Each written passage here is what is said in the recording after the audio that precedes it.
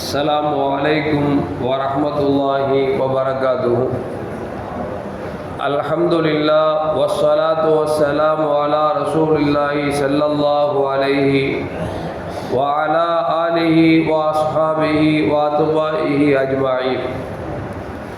கண்ணியத்திற்கும் பாசத்திற்கும் உரிய பெரியோர்களே, சகோதரர்களே, எல்லாம் வல்ல அல்லாஹு ஜல்ல ஜலாலுஹு நாம் செய்யக்கூடிய எல்லா நல்வணக்கங்களையும் முகஸ்துதியின்றி அவனுக்காக செய்யப்பட்ட நல்வணக்கங்களில் நம் வணக்கங்களை அல்லாஹ் ஆக்கிக் கொள்வானாக. நாம் செய்யக்கூடிய வியாபாரங்களிலும் தொழில்துறைகளிலும் நஷ்டமில்லாத ஹலாலான ஒரு நிரம்ப லாபத்தை பெற்று அந்த லாபகரமான வாழ்க்கை கொண்டு தம் தேவைகளையும் தேவை உடையவர்களின் தேவைகளையும் நிறைவேற்றக்கூடிய நல்ல பொருளாதாரத்தையும் உள்ள விசாலத்தையும் அல்லாஹ் நம் அனைவர்களுக்கும் வழங்கி அல்வானாக. கஞ்சத்தனம் என்கிற தீய பண்பை விட்டு அல்லாஹ் நம்மை பாதுகாத்துக் கொள்வானாக. நம்மை இந்த உலகத்தில் வாழ வைக்கும் காலமெல்லாம் நோய் நொடியின்றி உடல் ஆரோக்கியத்தோடு அல்லாஹ் நம்மை வாழ செய்வானாக. அந்த ஆரோக்கியமான வாழ்க்கை கொண்டு அல்லாஹ் ரசூலை நெருங்கக்கூடிய அனைத்து நல்லவர்களையும் புரியக்கூடிய நல்ல முத்தகின்களின் கூட்டத்தில் நம்மை ஆக்கி அல்வானாக. மருத்துவமனையின் செலவினங்களை விட்டும் வேதனைகளை விட்டும் அல்லாஹ் நம்மை பாதுகாத்துக் கொள்வானாக. திடீர் மரணத்தை விட்டும் தீய மரணங்களை விட்டும் நம்மையும் நம் குழந்தைகளையும் நம் குடும்பத்தையும் சமூகத்தையும் அல்லாஹ் பாதுகாத்துக் கொள்வானாக. இயற்கை பேரழிவுகளை விட்டு எல்லா மக்களையும் அல்லாஹ் நம்மை காத்தருள்வானாக.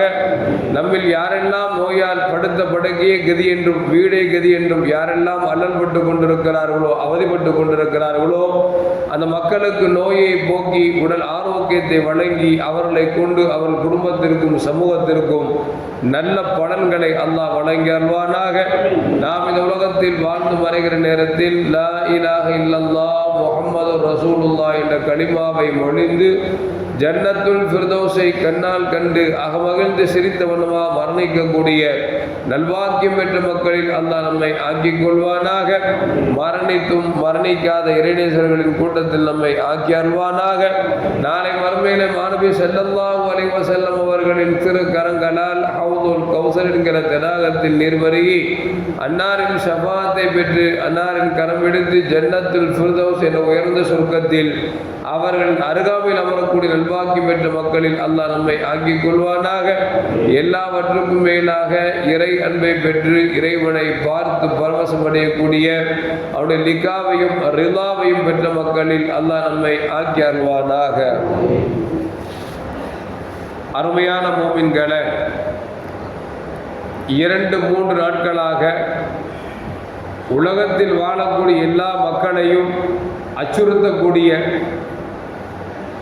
செய்தியை கேட்டவுடன் உள்ளங்கள் எல்லாம் நடுநடுங்க வைத்த வயநாடு இயற்கை சீற்றம் என்பது மிக கொடூரமானது என்பது மட்டுமல்ல, அதிலே மரணித்தவர்கள் பெரும்பான்மையான மக்கள் மூமின்களாக முஸ்லிம்களாக இருந்தார்கள் என்று கேட்கிற பொழுது நாம் எல்லாம் அவர்களுக்கு துஆ செய்ய கடமைப்பட்டிருக்கிறோம். அல்லாஹ் ஜல்ல ஜலாலுஹு அந்த மக்களுக்கு மரணித்த மக்களுக்கு ஷஹீதுடைய அந்தஸ்தை கொடுத்து சோனத்தை வழங்கி அல்வானாக. அதில் பாதிப்பு ஏற்பட்ட மக்களுக்கு அல்லாஹ் வெகு சீக்கிரத்தில் பரிபூர்ணமான ஆரோக்கியத்தையும் மீண்டும் வாழ்க்கை நடத்தக்கூடிய எல்லா வாழ்வாதாரத்துக்கு தேவையான எல்லா பொருள் செல்வங்களையும் அல்லாஹ் வழங்கி அல்வானாக.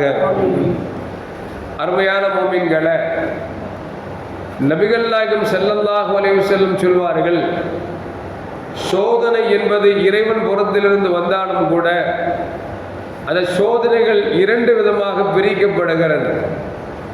சில சோதனைகள் மனிதன் செய்த பாவத்தின் காரணமாக இறைவன் சோதித்தும் பார்ப்பான். இன்னொரு விதம் என்னவென்றால், இறைவனுக்கு யாரை பிடித்து விட்டதோ யாரை நேசிக்கிறானோ அந்த நேசத்திற்குரியவர்களாக மாறிவிட்டார் என்று சொன்னால் அவர்களை உலகத்திலேயே சில தண்டனைகளை கொடுத்து தன் பக்கம் அழைத்துக் கொள்கிறான் என்பதை நபிகள் நாயகம் ஸல்லல்லாஹு அலைஹி வஸல்லம் சொல்லுகிறார்கள். அதன் அடிப்படையில் பார்க்கிற பொழுது அந்த வயநாட்டில் ஏற்பட்ட வெள்ளப்பெருக்கு என்பது ஒரு சோகமான ஒரு நிகழ்வு என்றாலும் கூட மூமின்களை பொறுத்த வரைக்கும் இந்த மரணத்தை விட்டு பாதுகாப்பு தேட சொல்லியிருந்தார்கள்.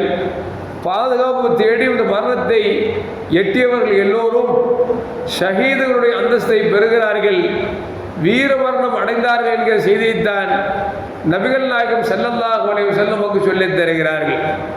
அந்த அடிப்படையில் அந்த மக்கள் இரவில் படுக்கிற பொழுது கொஞ்சம் கற்பனையில் யோசித்து பார்த்தோம் என்று சொன்னால் நம்மால் ஜீரணிக்க முடியவில்லை.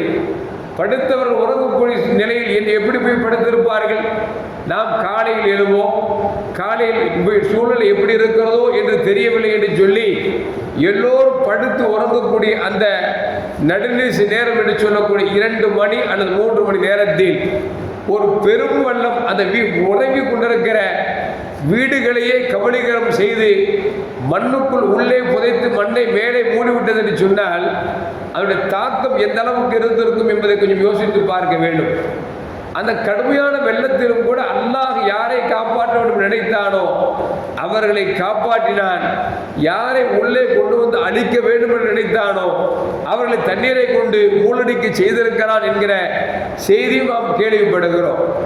ஒரு குடும்பத்தில் 10 நபர்கள் 10 பேர்களும் தண்ணீருடைய சூழலை பார்த்துவிட்டு எல்லோரும் 10 பேரும் ஒரே இடத்தில் உறங்குவோம் என்று சொல்லுகிறார்கள். அதில் ஒரே ஒரு பெண்மணி மட்டும் சொல்லுகிறாள், இல்லை இல்லை நான் இங்கே படுக்க மாட்டேன், பக்கத்து அறையில் தான் போய் படுப்பேன் என்று சொல்லுகிறார். தாய் தந்தை சகோதரன் சகோதரி எல்லோரும் சொல்லுகிறார்கள், சூழ்நிலை எப்படி இருக்கிறது தெரியவில்லை, தயவு செய்து எல்லோரும் ஒன்றாக படுத்துக் கொள்ளலாம் என்று எவ்வளவு அடம்பிடிக்கிறார்கள். ஆனால் ஒரு பிள்ளை மட்டும் சொல்லுகிறார், நான் இங்கே படுக்கவே மாட்டேன், பக்கத்து அறையில் தான் படுப்பேன் என்று சொல்லி படுத்து விட்டார்கள். காலையில் இருந்து பார்த்தால் 9 பேரும் மரணமாகிவிட்டார்கள். எந்த பிள்ளை ஒரு அறையில் தனியாக படுக்க ஆசைப்பட்டதோ அந்த பிள்ளை மட்டும் தப்பித்துக் கொண்டது. அந்த பிள்ளையை காப்பாற்றுகிறார்கள். காப்பாற்றி சற்று நேரத்திலேயே அந்த வீடும் அடித்துக் கொண்டு செல்கிறது என்று சொன்னால் கொஞ்சம் யோசித்து பார்க்க வேண்டும். சற்று நேரத்தில் அடிக்கப்பட்ட வீடு சற்று முன்னேறமே அடித்துக் கொண்டிருந்தால் அந்த பெண்ணும் செத்திருப்பாள். ஆனால் அல்லாஹ் அந்த பெண்ணை காப்பாற்ற ஆசைப்பட்டான். எனவே எல்லோரையும் ஒரு இடத்தில் படுக்க வைத்து அந்த பெண்ணை மட்டும் தனியிடத்தில் படுக்க வைத்து காப்பாற்றியிருக்கிறான் என்று சொன்னால் இது அல்லாஹ்வுடைய வல்லமையை காமிக்கிறது என்பதையும் நம்மால் விளங்க முடிகிறது. அது மட்டுமல்ல, வயநாடு என்று சொல்லக்கூடிய சிட்டியிலே ஒரு பெண்மணி அந்த முண்டங்கை என்கிற அந்த ஊருக்கு திருமணம் முடித்து கொடுத்து அந்த பிள்ளை பேர்காலத்திற்கு வந்து குழந்தை பெற்றெடுத்து 3 மாதம் ஆகின பிறகு கணவன் வீட்டில் வா வா என்று சொல்ல 3 நாளைக்கு முன்னால் தான் தாயையும் குழந்தையும் அனுப்பி வைத்திருக்கிறார்கள்.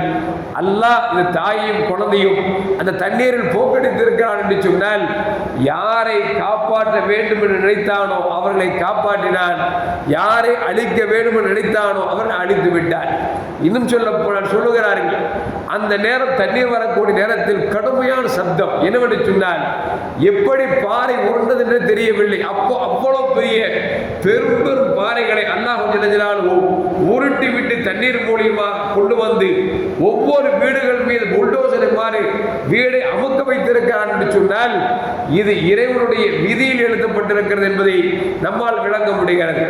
நாம் படிக்க வேண்டிய படிப்புரை என்று சொன்னால் அந்த வயநாட்டில் நடந்தது பேராபத்து என்பது அங்கு மட்டும் நடந்தது மட்டுமல்ல, அதை கொண்டு மூமின்களுக்கு மிகப்பெரிய பாடத்தை கொடுத்திருக்கிறார். அல்லாஹ் சொல்கிறான், எனக்கு கட்டுப்பட்டு வாழுங்கள், எனக்கு கட்டுப்பட்டு வாழவில்லை என்று சொன்னால் உங்களை அழிப்பதற்கு ஒரு நொடி பொழுது எனக்கு போதும் என்று சொல்கிறானே, அதை நம் கண் முன்னால் காமித்திருக்கிறான் என்று சொன்னால் நாம் நம்முடைய வாழ்க்கையில் வாழுகிற பொழுது முடிந்த வரைக்கும் பாவமான காரியங்களை குறைத்துக் கொண்டு நல்லவர்கள் அதிகம் செய்ய வேண்டும். காரணம் என்று சொன்னால் யாருக்கும் எந்த நேரத்தில் மரணம் எப்படி வேண்டாலும் வரலாம். ஆனால் இதுபோன்ற இயற்கை சீற்றத்தின் மூலியமாக வரக்கூடிய மரணங்களை பெருமானார் செல்லதார்கள் பாதுகாப்பு தேட சொன்னாலும் கூட அந்த இறைவனுடைய விதியில் இருந்தது சொன்னால் நம்மால் ஒன்றும் செய்ய முடியாது. அப்படி இயற்கை சீற்றத்தில் ஒரு அழிந்து விட்டார் என்று சொன்னால், மரணித்து விட்டார் என்று சொன்னால் அவர் மூமினாக இருந்தால் உயர்ந்த அந்தஸ்தை பெற்றிருக்கிறார் என்பதில் எந்த மாற்று கருத்தும் அல்ல. அருமையான மக்களே, பார்க்கிறோம் தண்ணீருக்கு எந்த அளவுக்கு ஆற்றல் இருக்கிறது என்பதை நாம் பார்க்கிற பொழுது அடித்து வரப்பட்ட ஜனாசாவின் உடல்களை பார்த்தால் இடுப்பு வரைக்கும் ஒரு துண்டு தனியாக கிடக்கிறது, இடுப்புக்கு கீழே ஒரு துண்டு தனியாக கிடக்கிறது என்று சொன்னால் அடித்து வரப்பட்ட அந்த தண்ணீருடைய வேகத்திலே எங்கோ மழை பொதுமேல் அதை மாட்டிக்கொண்டு தண்ணீர் இழுப்பின் காரணமாக உடல் 2 பகுதியாக பிரிகிறது என்று சொன்னால் தண்ணீரின் வேகமும் அழுத்தமும் எந்த அளவுக்கு கொடூரமானது என்பதையும் நம்மால் விளங்க முடிகிறது. இன்னும் சொல்ல போனால் அந்த புதை மண்ணுக்குள் புதைந்து இன்றைக்கும் வெறும் மூக்கு மட்டும் வெளியே தெரிந்து மூச்சை விட்டுக் கொண்டிருக்கக்கூடிய எத்தனை மனிதர்கள் உள்ளே கிடந்து கொண்டிருக்கிறார்கள். அவர்கள் நிவாரணத்திற்காக எதிர்பார்த்துக் கொண்டிருக்கிறார்கள் என்று சொன்னால் அருமையான மக்களே, இதுவெல்லாம் நமக்கு மிகப்பெரிய பாடம் என்று சொன்னால் வாழ்கிற கொஞ்ச காலத்தில் நாம் சம்பாதிக்க வேண்டும், ஹலாலான முறை சம்பாதிக்க வேண்டும், செலவு செய்ய வேண்டும், இறைவனுக்கு பிடித்தமான முறையில் செலவு செய்ய வேண்டும். ஏனென்று சொன்னால் வயநாடு இருந்தவர்கள் எல்லோரும் பிச்சைக்காரர்களா? என்னதான் ஒரு ஊரில் இருந்தால் ஒரு 10 பணக்காரன் இருப்பார், ஒரு 10 ஏழை இருப்பார்கள், 70% நடுத்தர மக்கள் இருப்பார்கள். பணக்காரனாக இருந்தாலும் ஏழைகளாக இருந்தாலும் செல்வந்தனாக இருந்தாலும் எல்லாம் உனக்கு உலகத்தில் ஒன்றும் உனக்கு சொந்தம் அல்ல, எல்லாம் இறைவனுக்கு சொந்தம் என்பதை அது நிதர்சனமாக காமித்து விட்டு சென்றிருக்கிறது என்று சொன்னால் அருமையான மக்களே, இறைவன் நமக்கு கொடுத்த பொருட்கள் இருந்து இது போன்ற பாதிக்கப்பட்ட மக்களுக்காக நாம் அள்ளி கொடுக்க வேண்டும். அந்த மக்களுக்கு என்னென்ன தேவைகளோ அதையெல்லாம் உதவி செய்ய வேண்டும் என்பதை நாம் மனதில் ஆழமாக பதித்துக் கொள்ளுங்கள். இது போன்ற மரணங்கள் வராமல் இருக்க நாம் துஆ செய்வது கட்டாய கடமை என்பதில் எந்த மாற்று கருத்தும் அல்ல. இன்னும் சொல்ல போனால் நபிகள் நாயகம் ஸல்லல்லாஹு அலைஹி வஸல்லம் சொல்வார்கள், சோதனை